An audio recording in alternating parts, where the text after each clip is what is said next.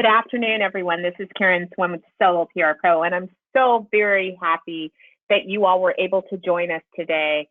Today, we are going to be entreated to a wonderful discussion led by Jeffrey Henning.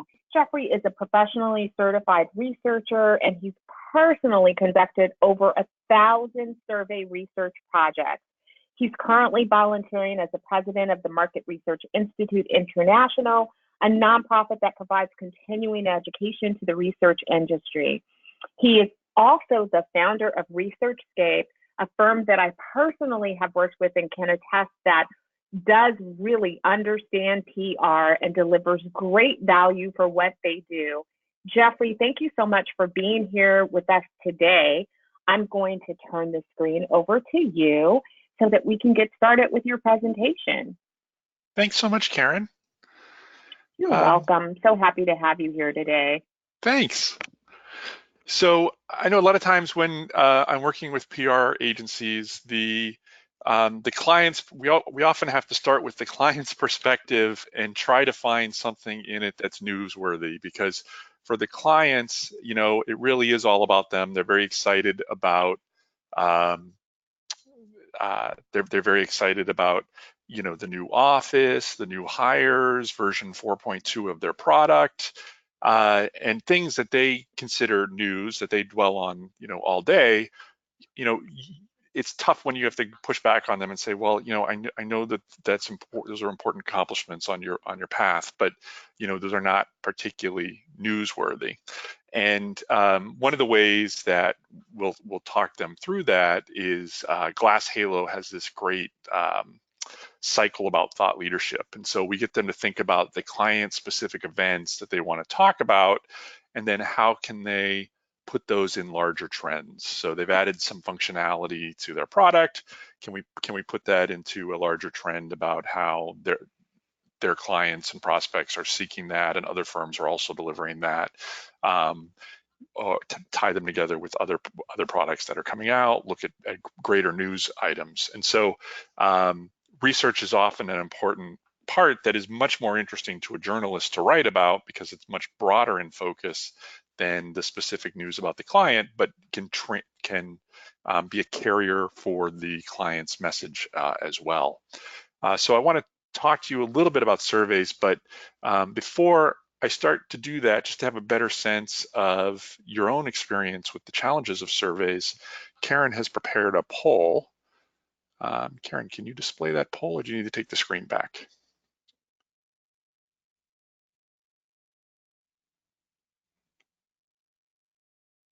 Sorry, I was on mute. Yes, I do have a poll, and I can share that right this second. There you go. So there is a quick poll. I'll give you guys a few minutes to answer that, if you will, please. I see answers coming in right now. Whoa. Yeah, so let us know the biggest challenge you have with client surveys. Budget, client doesn't see the value, not sure where to start.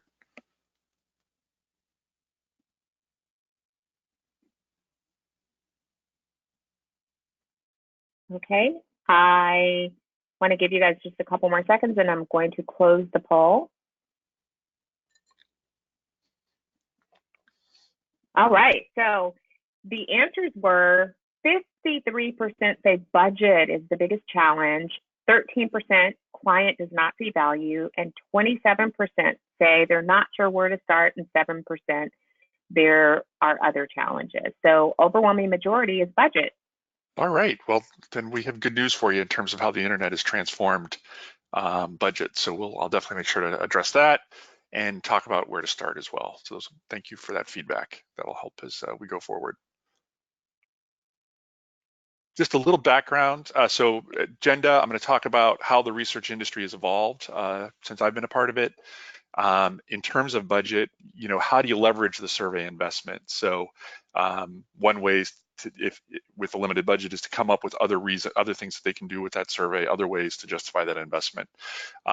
Different ways to economize a survey to be budget friendly, and then how do you make the results easy for journalists to write about? So those will be the main topics that we covered today. So I was a teenage market researcher. It was one of my first summer jobs after my first year of college. So I worked for, I got it through a temp agency and basically fell in love with the industry. They had me, doing surveys, writing them, calling people on the phone, and then I ended up working there after college. So I'm not quite as old as this movie. I'm more this movie came out 2 years before I started my market research career. And so having been in the industry now over 30 years, I've seen a lot of changes. The big transformation obviously has been online research. And so before that transformation, most of our projects would be at least 8 to 12 weeks, if not longer. I remember projects that were 6 to 12 months. We would always do qualitative tests before and after to make sure we were asking the right questions. Back then, it was often focus groups. I did a lot of face-to-face interviews, different Lotus 123, WordPerfect, Harvard Graphics. You had to cobble together a solution using lots of different software. And it would take man months of researcher time, and we would typically charge $50,000 and up for those projects. Thanks to the internet and all that the internet's enabled, it's removed a lot of the costs. Instead of paying someone to call up people and type in their responses, when people are doing the online survey, they're typing in their responses.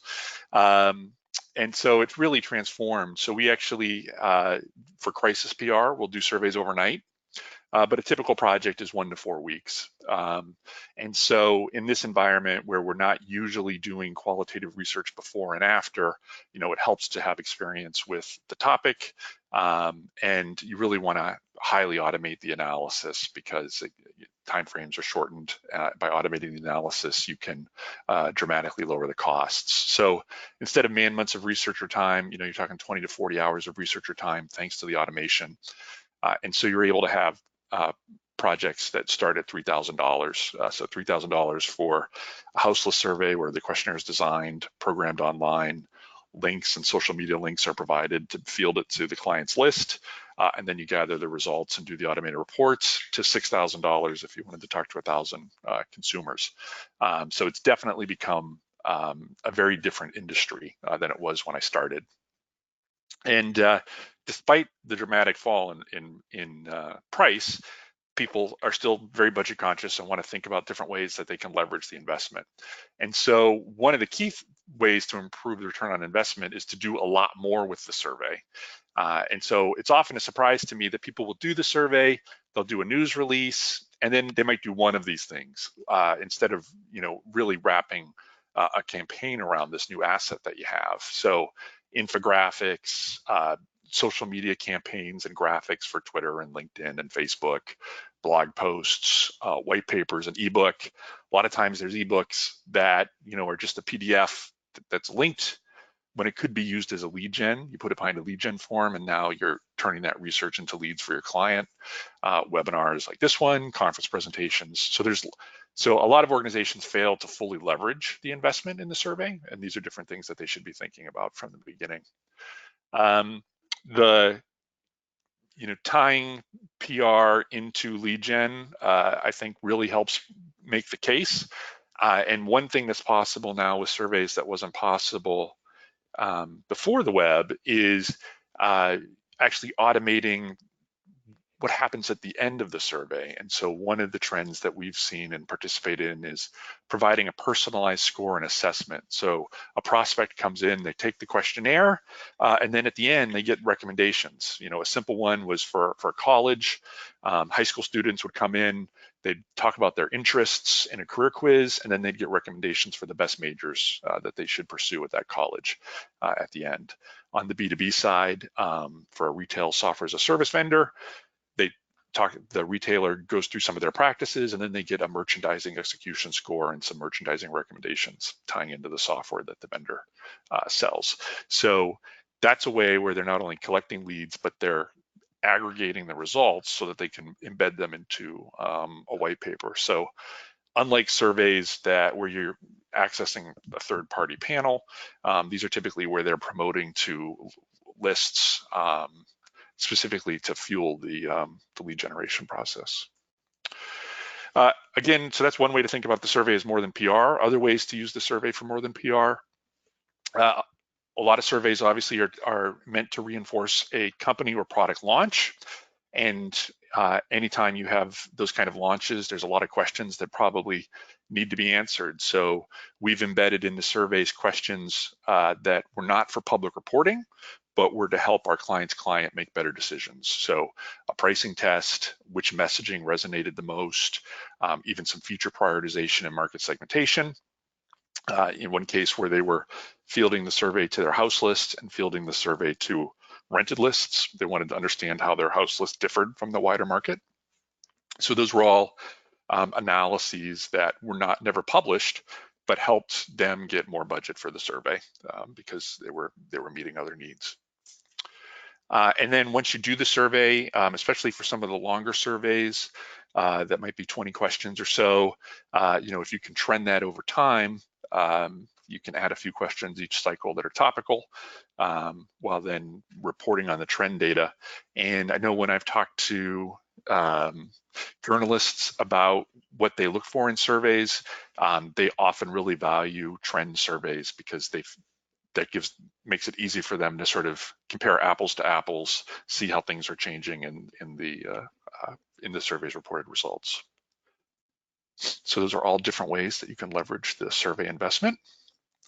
And then just to remind you, we do have the question windows, so feel free to ask questions as we go along, and we will get to those. Next item that I wanted to talk about on my agenda was economizing the survey. So as you think about how do you have a set budget and you're trying to meet that budget, there's some economic principles about surveys that aren't obvious to a lot of folks. So this was for a survey for, it was in the healthcare region area. It was targeting patients with a specific ailment. So there are lots of consumer research topics which are called low incidence. So you're trying to reach a very specific audience. And in this case, if the client wanted to do 100 interviews, it would cost about $7. But if they wanted to do more, the cost was going up. So if they wanted to do 400 interviews, it was almost $10 an interview. And the reason that the cost is going up, and usually, I think we're all spoiled. The more you buy of something, especially in a business setting where you often have negotiations, the cheaper it is. But surveys don't typically work that way.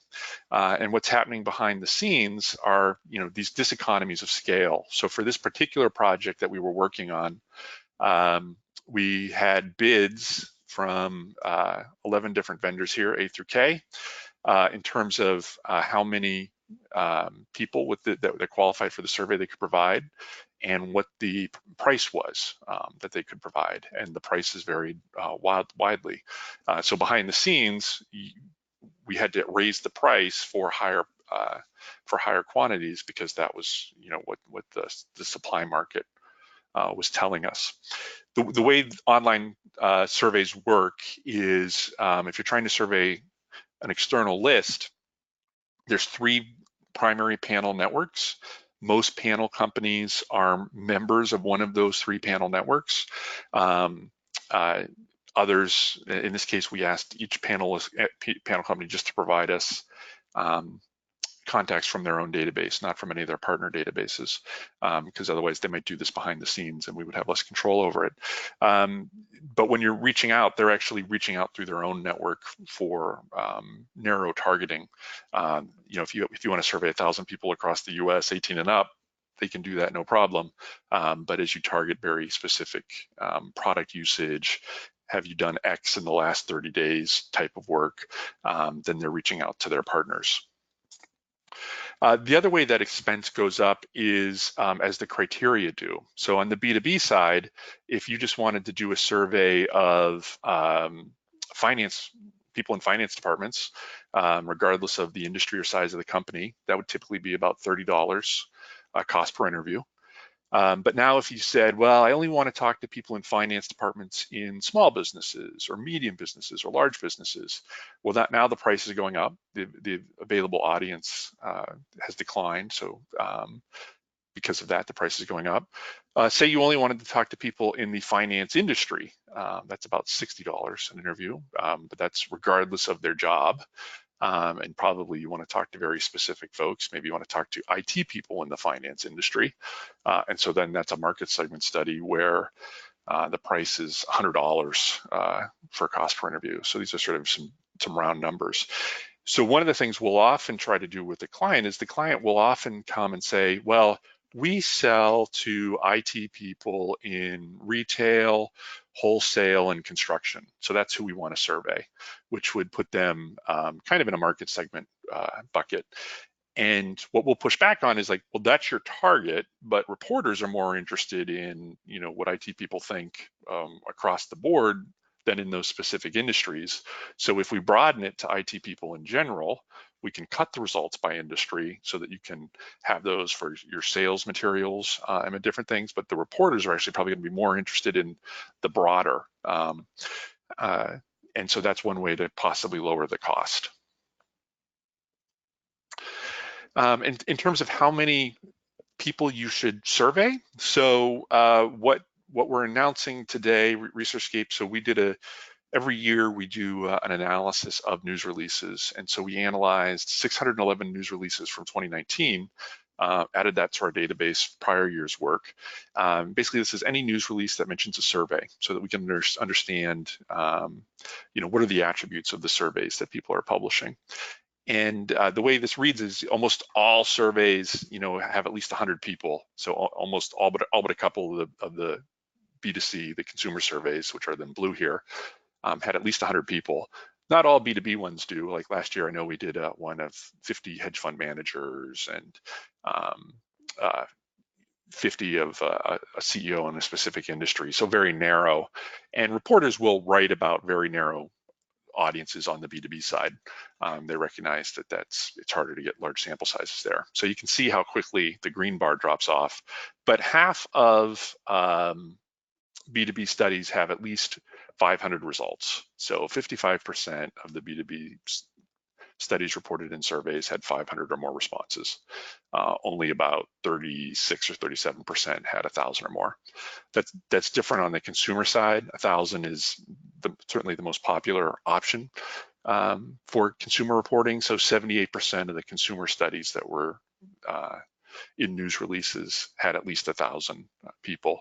Now that's typically for general population. I remember looking at one which was the people without bank accounts. So it was for a nonprofit researching. I believe they were researching a proposal for the post office to provide free bank accounts to low-income people, and they only had a survey of about 100 people without bank accounts because that was a harder audience to reach. But the typical everyone in the U.S. 18 and up survey has 1,000 people, and over a third of them have at least 2,000. So one way to economize is, can you talk your client back? If they're saying, oh, I want to survey 2,000, depending on what else they're doing with that research, maybe they can get by with 1,000 to save money. And most surveys today are conducted online. When I started, they were telephone and face-to-face, but that has quickly changed due to the pricing. And it's changed so much that actually a lot of news releases don't even mention how the survey was done, which I'll get into. In terms of international research, online surveys are viable in over 60 countries. And these are ones for which there's sufficient panel. Now, that's not to say that in every market an online survey is representative. In the US, 9 out of 10 people are online. So surveys here are pretty representative. But in China, while there is a large proportion of people online, it's mainly in the urban areas. So a survey of China is going to be more of the Chinese middle class than of China as an entire country.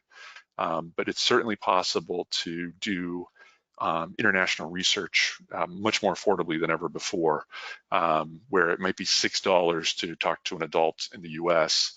Putting in these other countries, it might be just $8 to $10 on average to talk to the general consumer population, and then $1,000 or so to translate the questionnaire. So it's still very affordable compared to how it used to be to survey these other countries. In terms of surveying to present the results, in other countries, some of the most popular options that we've seen are a European survey of UK, France, Germany, and Italy. That's a pretty common choice. A global survey, there's a lot of software as a service companies that market their product in English worldwide. Their product is usable in English worldwide. And so they want to have a sense of what does the English internet, as it were, regardless of country, think about their offerings. And then there's custom surveys. So if you wanted to report surveys in each country and compare them overall, then you probably want to do something where you have 100 or 250 per country. And then what we do is we apply weighting so that it's proportional. Canada in the US, if you total those, the Canadian population would be about 9% of that combined total. So you would do that by weighting. And obviously it is best to translate the survey into other languages. A common North American mix is US, Canada, and Mexico, which would be English, French, and Spanish translations. Other things that you can do to economize the investment and to really meet that budget. So one option is an omnibus survey. So omnibus surveys are typically 1 to 10 questions. They're typically getting bundled with other clients' questions into a survey. It is usually only of the US population. So if you only wanted to talk to, so omnibus doesn't usually work for B2B or narrow consumer segments, but for the overall population, omnibus is a good option, and basically you're paying by question. So that can be a way to reduce the cost by a half or 2/3. Broadening the criteria. So as I said, for clients focused on specific verticals, you can still cover that vertical, but if you're allowing other verticals to take the survey as well, that lowers the cost, and then you can break out the results and maybe show people in those verticals how they compare. Reducing the sample size is the easiest way to lower the cost. Supplementing with house lists, especially on B2B, we'll often be approached to talk to very narrow audiences. We have one right now. So we had one that was flooring contractors last year, and we were able to reach 150 or so flooring contractors through our partners, but we also had them invite their house list because they had a house list with thousands of flooring contractors. And we tracked which list they came on so we could compare and contrast, but that got them a larger overall sample size than had they had to purchase the entire amount. Another way to save, we have a client this week that's translating a survey into German rather than having an outside firm do it to save the translation costs. They're fielding a survey in the US, the UK, and Germany. So hopefully those are some helpful tips for you as you try to meet that number one concern that was raised about budget. And then a big area where we see survey research fall short is it fails to make it easy for journalists. So APOR, which is the American Association of Public Opinion Researchers, so I'm a member of APOR, and they've partnered with the Poynter Institute, which trains journalists, and so they've trained reporters to ask the following questions about surveys. They really want to know.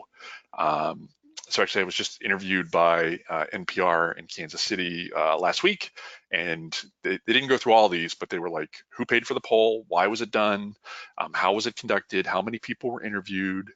What's the margin of error? So they went through the first 3 or 4 questions. And I've had other journalists say to me, I get pitched on lots of surveys, they'll say, and if these common questions aren't answered in the materials that I'm provided, then I'll typically just skip it and go on to the next because I'm busy and because I feel like if they haven't done their due diligence around the survey, it's not a survey that I'm going to take as seriously.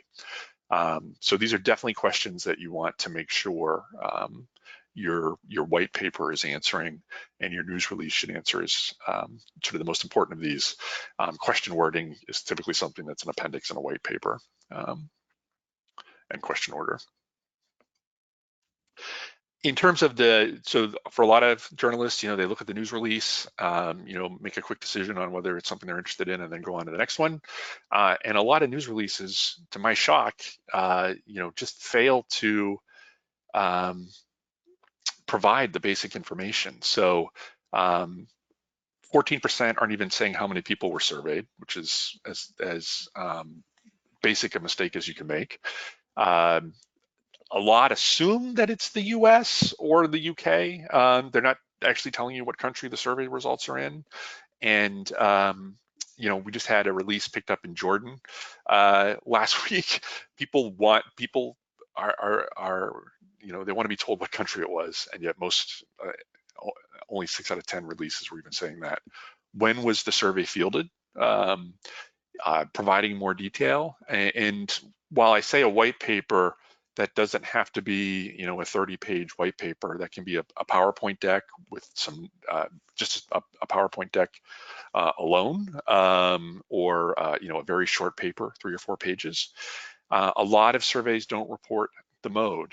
If you are paying for telephone research, which can be 3 to 10 times more expensive, you definitely should talk about the fact that it was a telephone survey. But even if you're doing online, as 9 out of 10 of these surveys are, you should just mention that so that it's clear to the journalist.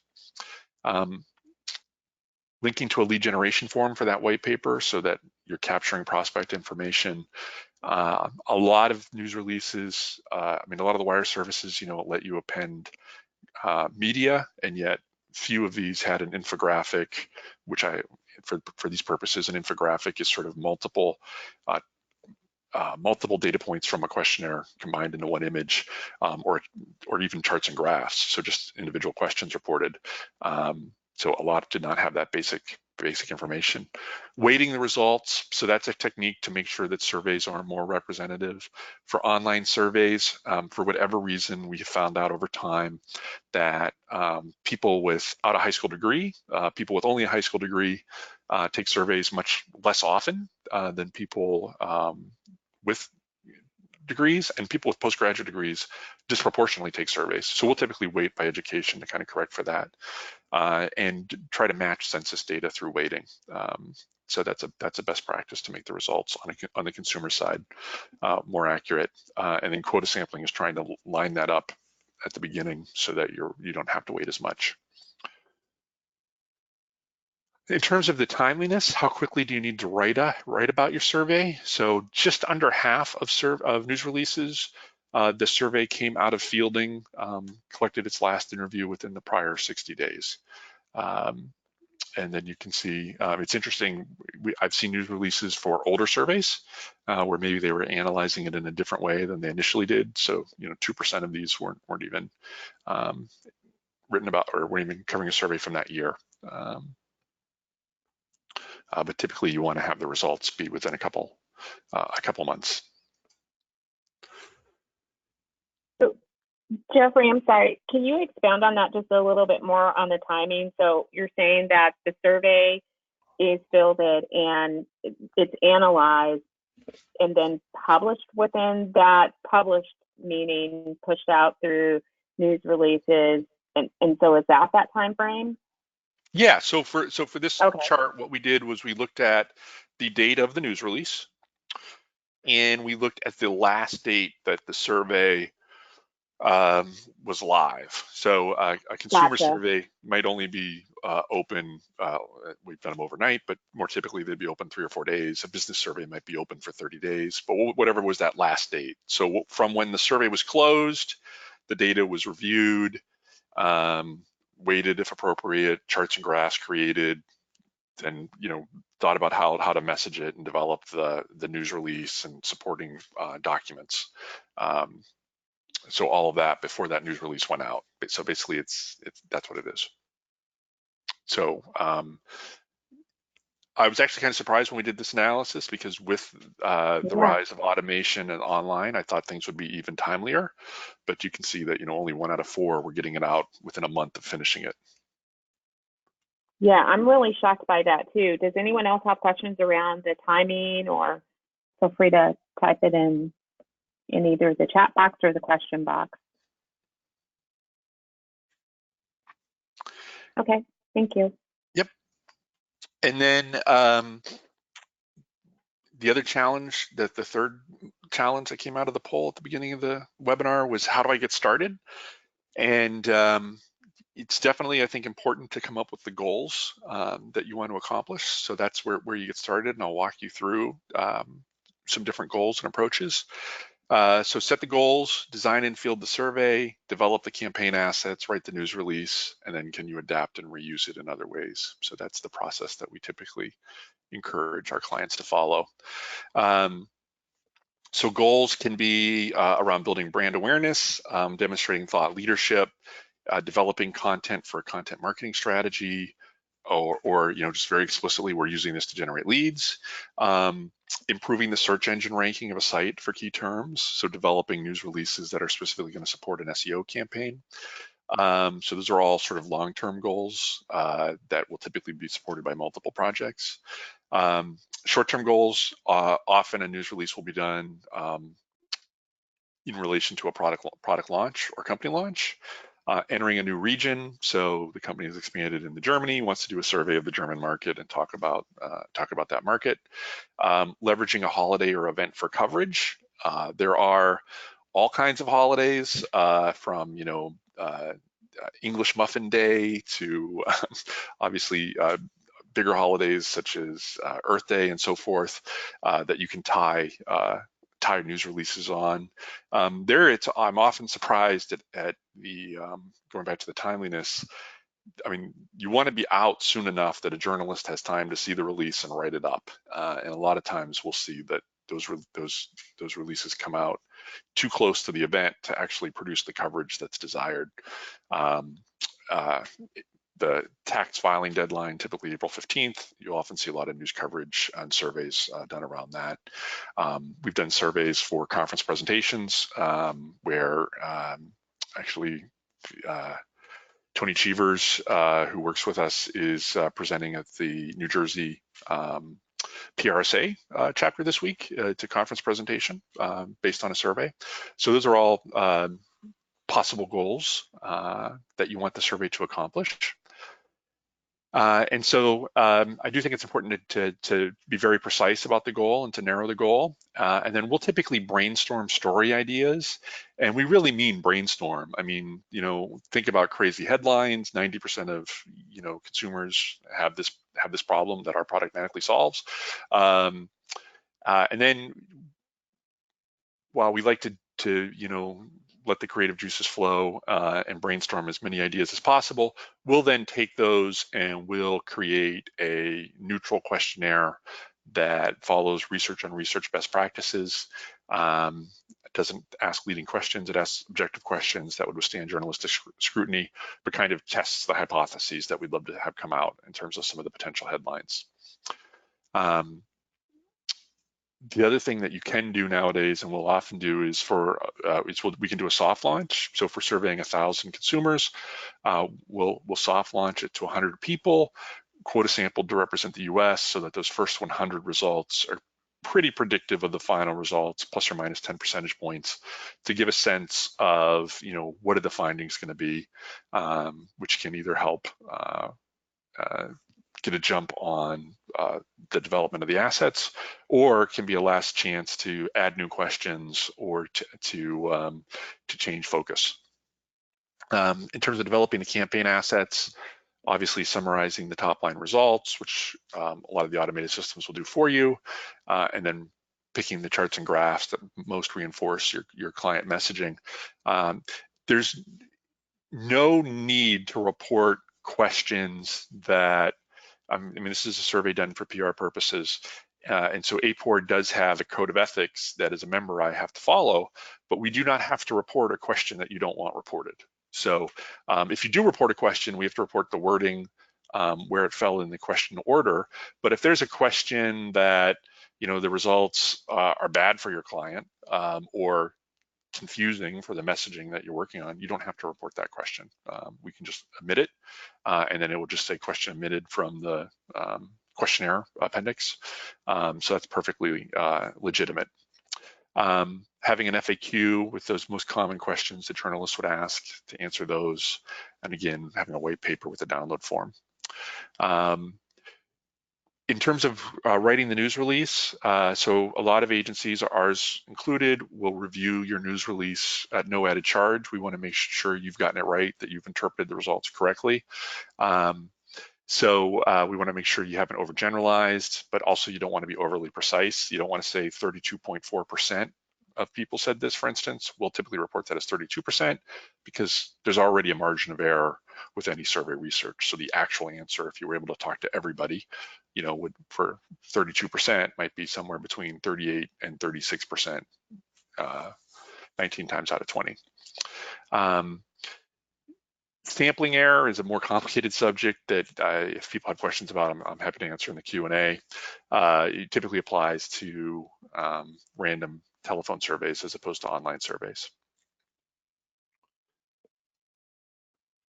And then in terms of us following our own advice about thought leadership, so we did do a survey of businesses that use PR firms, rating those PR firms on a wide range of characteristics.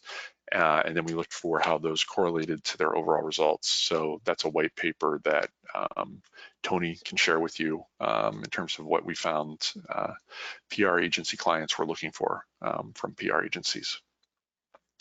But to sum up, go back here, yeah. So we've talked about the evolving research industry, how to leverage the survey investment in more ways than just that news release, economizing the survey and making it easy for journalists. Karen? Great, and we do have some questions. So what's the average time that we should expect a survey to take when you want to get a good sample size? So that depends on the audience. So when I first started doing online surveys, we would always try to keep, and the advice from the panel companies was to keep a consumer survey representative of US adults 18 and up open for 4 days. And nowadays we can actually do that overnight because so many more people are online. And by quota sampling, we're making sure that we're getting people from every time zone and every state. So for a consumer survey, you can actually do it very quickly if everyone qualifies. Where it gets tricky is when you have fewer people qualify. So for instance, say you wanted to do a survey of people using a retail app for a specific store. Well, maybe only 4 to 10% of the people would qualify. So that might take that survey longer. B2B surveys typically take weeks or even a month, even though you're just trying to get 100 or 200 results. So we have one right now of a specific role in the real estate industry, and that survey is going to take about 4 weeks to get 200 results. So B2B, we'll see 2 to 4 weeks on average, and consumer, it's typically 1 to 4 days. And then are there any best practices on how many times you should send a survey to get it completed? So with the panel partners, APOR would tell you that you should re-invite people 6 times to minimize something called non-response bias. And when we have clients do houseless surveys, if this is a list of prospects and customers, you probably don't want to bug them 6 times with email reminders. So for those types of surveys, there'll be an invite. We'll create a dashboard to monitor the results that come in. Most of the results are going to come in the first 24 hours of the mailing, and then do a reminder a week later, and maybe a second reminder 2 weeks later. Also promote it in any newsletters and other materials going off. We've had clients promoted in the signature lines of all the employees for the week or two that the survey's live. So for houseless surveys, multiple exposures are better. For the panel surveys, they're getting text messages, they're getting app notifications to take it on an app on their phone, and they're getting email invites, and that's all sort of automated behind the scenes. Okay, great. And then do you have any data on the level of earned media based on a news release that contains newer versus older data? I do not. That's interesting. Yeah, we haven't. We didn't. I guess the logical thing for us, if we go back to this, would be if we went back to the database and looked at sort of pickup of those releases to see how it correlated. I think on the consumer side, there's more of a demand for newer information, and on the B2B side, I would say there's more of a tolerance for less rapid information given the longer field times and lower sample sizes. So we do have quite a few clients where we will do an annual B2B survey. So they're doing it every year as sort of a tent pole of their editorial calendar. But I haven't seen that kind of ROI analysis. That would be interesting. As you're working with clients, and I know that you guys also work with a lot of solos, do you have guidelines for best practices in terms of the timeliness? Yeah, so we try to turn around results typically within 2 business days of closing a B2B survey. We have some data checks that we go through, and then we run our automated reports. And we encourage, I know just yesterday we did an interim report for a client as one of the markets. The problem with multi-country surveys is typically one country takes a lot longer. So we gave them the other countries so they could start their work, start to think through some of their messaging while they wait for that last country to come in. So we do encourage you to do it as soon as possible. I mean, I think that thanks to the automated tools, it's certainly easier than ever to do that. One of the things that I tried to look at in this analysis, but there really wasn't a lot of, is, I've seen surveys that get covered in 3 or 4 news releases over time. So it's actually part of a campaign where they're only, providing, say, 4 or 5 questions at a time from this survey. But my advice would be as timely as you have the resources to be. And you mentioned in some of those older surveys that they could be looking at the data in a different way. Can you share a little bit? I mean, is that they don't do any additional research, so they take the old data and they sort of are repurposing it, I guess, and maybe putting a different message around it or looking at it for a different way? Is that something that you can give us some insights into? Because that really helps you to really optimize that budget spend for a survey if you are using it in more than one way and over time. Yeah, so I remember a couple in Q4. One was client had an opportunity with was tied into female entrepreneurship. So they analyzed their results by female small business owners. So that had been a crosstab that we had run for them, but that became sort of they ended up doing some results just around the subset of the survey that were women. For another client, there are times, so to bring the cost down, I encourage folks to broaden the industry, but there are times where there's very targeted industry periodicals. And so we've had times where a past survey where they're like, can we cut this survey can you just filter it by, the 50 respondents who were in retail, so that we have an opportunity with a retail journalist and we want to just pitch them those results. So those were other ways to sort of mine more information out of it. A lot of times, just as a broader example, a lot of times you'll see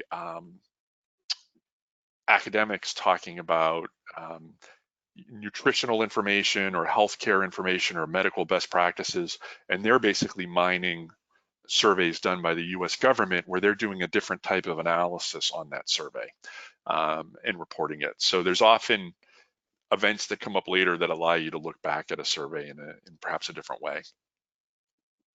Great. We have some more questions. Has ResearchScape handled any surveys for clients in the travel industry? We have, from looking at for corporate event planners, what cities they were considering in the next year, to frequent flyer surveys, hotel services catering to frequent business travelers, different aspects of hospitality amenities for business travelers, vacation packages. So yeah, lots of different aspects of the travel industry. Perfect. And then here's a question that I know more than one person has asked. What's the advantages of using a firm like yours as opposed to a web-based option like SurveyMonkey? Yeah, so the challenge with SurveyMonkey is you writing questions that are going to withstand journalistic scrutiny. And I will often, people can create questions right in SurveyMonkey, and so we'll help clients who have started the process and then realize they need added help. And a lot of times you'll see the questions that they took from the library versus the questions that they wrote for themselves, which have a number of methodological issues that might raise concerns for a journalist. So the advantage of using an agency is when we've talked with journalists, they're like, well, we figure that an agency name on it, an independent research agency, they have standards that they're applying, and they bring sort of a level of credibility. And part of that came out of from the journalists we were talking to. About half of the surveys we do are what we call houseless surveys, where the client is just surveying their own list. But there's been less interest in writing about those from the journalist side. They really want to see that you're reaching a broader, more representative audience. And so we've been trying to shift some of that work to supplementing the survey with that house list rather than leading with the house list. So those Okay, are some that of the makes sense. reasons. Yep. And is it possible to conduct the survey and then provide the results to a firm like ResearchScape, or is it a better practice to have the same team that does the analysis do the survey questions? So we do both. So we do have projects where we're asked to analyze data that was prepared by another firm in different ways or for different purposes. It's actually usually more cost effective for us to do the whole thing. There are survey interchange formats. One of them is called S, but it's actually surprisingly difficult to get data from one vendor to another without a level of manual effort. And then there'll be times where we have been asked to do analysis that the questionnaire design did not support. So they could not actually, accomplish what they wanted. So we, declined those types of projects because the questionnaire wasn't set up in the right way. So I think it's always helpful to have an outside party review your ideas for the questionnaire before you go live. And as we like to do, pause it during fielding so you can kind of see what the real world results that you're getting that are going to sort of forecast the final results. Mm-hmm. That makes sense. And you talked about many different ways that we can use surveys for our client work. And so a lot of companies are looking to push their best workplace brands, especially these days.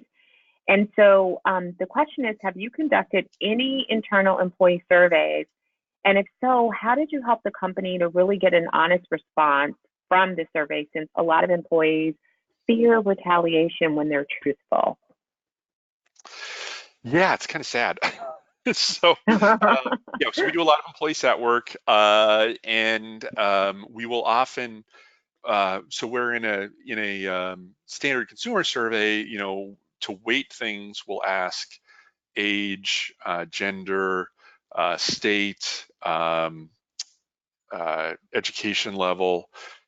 You know, employees are very nervous about providing that. So for one organization, people are often afraid that, well, they can triangulate to know who I am, if I answer all of those questions honestly. So for one organization, basically they were concerned that their 20 somethings had different attitudes. So we basically had one age question, which was, are you under 30 or are you 30 and over, and no other demographics. So there is a strong paranoia, which I think right there kind of tells you something about the culture, right?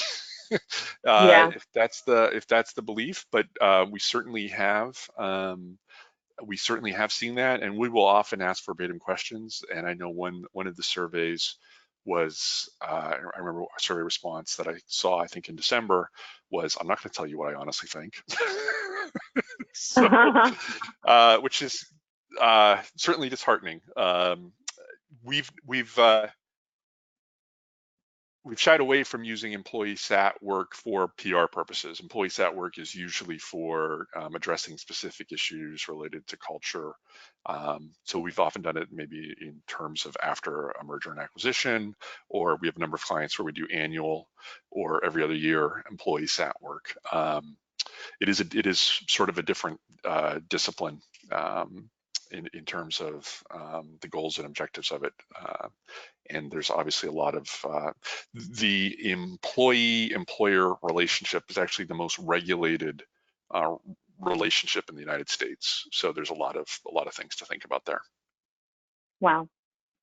And then how far in advance does your firm need to be engaged in order to be available to do the work? So my favorite was it was literally 4 o'clock, December 28th. I was about to go out, about to turn my computer off for the year and go out, and a client called. They had a PR crisis related to social media, and we wrote the questionnaire in the next hour, fielded it, had 1,000 results for them by 9 p.m. that night, and then did a tracking study for them. So we've invested heavily in automation so that we can, basically we've tried to automate all the things that when I started my career, all these things that we would have done manually or through all these different applications, we've tried to automate that reporting into Research Story, which is the reporting system that we use.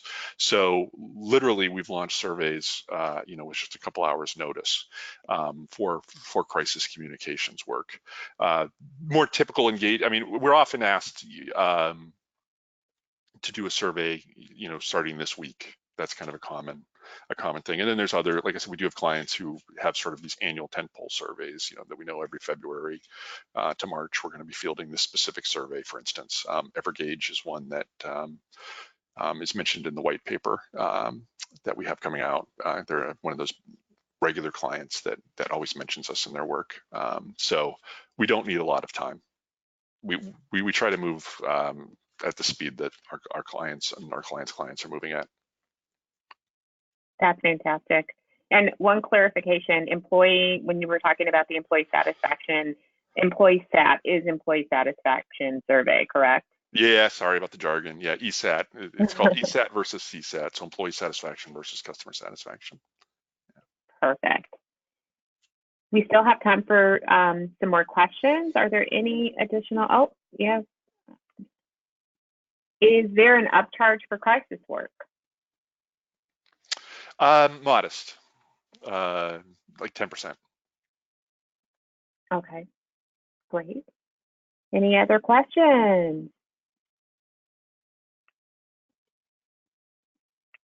I think those are all the questions. Let me make sure that I'm not missing any. Okay. Jeffrey, thank you. And now I know that you guys also just conducted some new research, and so you'll be sharing that with us, with Solo PR Pro, so that we can share it with our audience as well. That'll have all sorts of insights about news, how to be a newsmaker. Is that the newsmaker survey that just got updated, or which one is the newest research? Yeah, so we collected over 600 results from news releases last year to update our own tracking study, and so we've written those up in a white paper, and it has all of these best practices that I've talked through in more detail, and with a lot of case studies. Perfect. So you'll get that to us, and we will release it to all of you. One final question. I'm sorry, I did miss this. Is there any particular day of the week that a survey should be conducted? So are there best days for surveys? For consumers, so interestingly, this question often comes up like, oh, geez, we're doing a survey and we probably won't have the client approval until like the last week of November, and so you probably don't want to field it over Thanksgiving. Well, actually, we have people taking surveys on Thanksgiving. It's about a third the normal amount, but we'll have people taking surveys on holidays. In terms of day of the week, consumer surveys do well on weekends, and we like to launch when we can business surveys on Friday afternoons because I think it's a way to look busy at your computer at the end of a week. Mm. So we have good luck launching business surveys on Friday afternoons, but uh, Mondays are usually pretty bad. People have lots of email, lots of things to catch up and organize, so we tend to avoid Mondays. We'll typically send out invites and reminders in general on like Fridays for B2B work, and then invites, the reminders might go out on Tuesdays and Thursdays. We Okay. do like to alternate when we have a schedule where we know we're sending out an invite and 2 reminders. We do like to send them out on different days of the week. Fantastic. And we still have 5 minutes left. So any other questions before we let Jeffrey go? Great. Just as a quick reminder, if you think of something after, you can always send an email to Karen at Solo PR Pro, and then Jeffrey has also put he and Tony's information as well, so you can contact any of the 3 of us, and we'll make sure to get those answers for you. ResearchScape is fantastic. They truly do understand PR, and they do work with solos, which is fantastic, and do great work. Our clients are always really happy about the results, and I've learned a lot by working with you guys and the work that you do, and I think that I have definitely learned how to prepare very quickly and how to prepare the clients. And so I hope that you guys will take advantage of it. I hope that this content has been helpful. Please do send feedback and questions again to Karen at Solo PR Pro, or if they're for ResearchScape, there's their contact information.